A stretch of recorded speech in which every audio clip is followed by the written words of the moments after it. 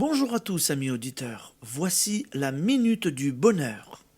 Et aujourd'hui, la façon de donner. Nous sommes tellement imbus d'idées matérielles que donner, pour la plupart, consiste à donner des objets ou de l'argent. Si nous avons une fortune à répandre, tant mieux, et nous n'accomplissons pas ainsi un haut fait.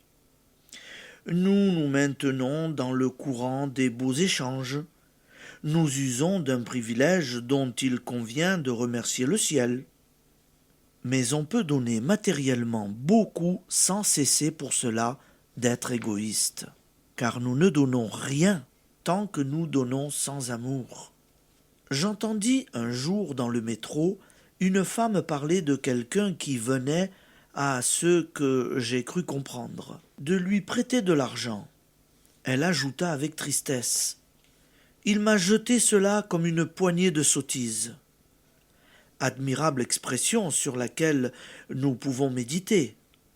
Demandons-nous si, jusqu'alors, nous n'avons pas assené nos largesses sur ceux que nous prétendons aider, au lieu de les répandre affectueusement sur eux, à moins que ce ne soit de notre part une démonstration de notre supériorité.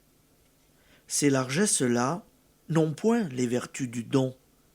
Seule la pensée d'amour que nous ajoutons à ce don a de la vertu.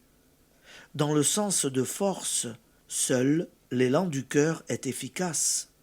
Lui seul a des ailes, et nous revient porteur de joie. Les bénis de ce monde sont ceux qui cherchent à faire plaisir tout en rendant service.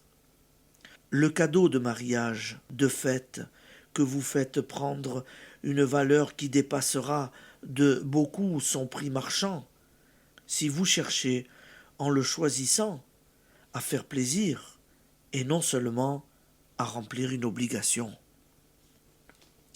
Vous pouvez vous dévouer pour soigner un malade, pour prendre soin des vieux jours d'un parent.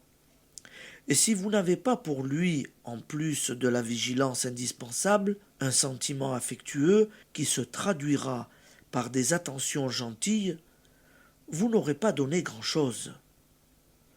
La tisane est à vos frais, le morceau de sucre aussi, mais ce que vous donnez en réalité, c'est le soin que vous prenez de faire fondre ce sucre et de placer la tasse à portée de la main.